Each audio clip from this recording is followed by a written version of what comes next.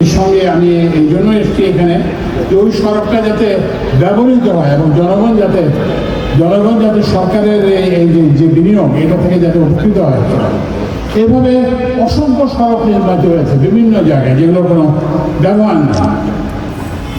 সাবেক রাষ্ট্রপতি তার নিজের এলাকায় 10,000 কোটি টাকা দিয়ে সড়ক নির্মাণ করেছেন, ওখানে কটা টেম্পু ছাড়া কিছুই চলে না। এই জন্য যে এই ধরনের যে অপচয় এবং অপব্যয় এবং এই যে অনাচার যে হচ্ছে এগুলোকে আমরা বন্ধ করি। সবশেষে আমি যে কথাটা বলতে চাই, লেভেল সিরাজ কেন তাকে অতটা এরা খুন করে, কারণ তার ভিন্ন মতের জন্য। তো আমরা এই ভিন্ন মতকে প্রতিষ্ঠা করতে চাই। এখানে এই বাংলাদেশ হচ্ছে বহু মতের দেশ, বহু ধর্মের দেশ। মানুষ বিভিন্ন ধর্ম আচরণ করবে, মানুষ বহু মত ধারণ করবে, কিন্তু এই মতামতের জন্য কাউকে যাতে আর কোনোদিন পারসিকিউটেড হতে না হয়, কাউকে যাতে হত্যাকাণ্ডের শিকার করতে না হয়। এবং এইটা সবচেয়ে বড় সুযোগ আমার সহকর্মী মুক্তিযুদ্ধ উপদেষ্টা বলেছেন, এটা আপনাদের সামনে এসছে।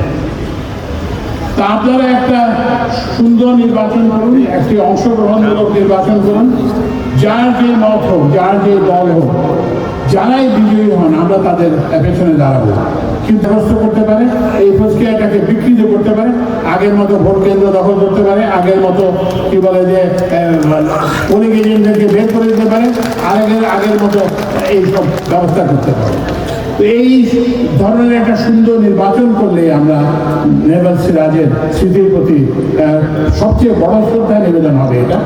এবং আমি যে কথাটা কুমিল্লায় যেখানে নেভাল সিরাজকে হত্যা করা হয়, সেখানেই আপনার একটা যদি সম্ভব হয় একটা স্মৃতিস্তম্ভ স্থাপন করেন, যেখানে এই নরসিংদী এলাকার শহীদদের সবার নাম লেখা থাকবে।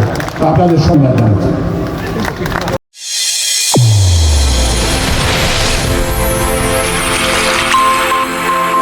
চ্যানেল A1 হৃদয়ের স্পন্দন।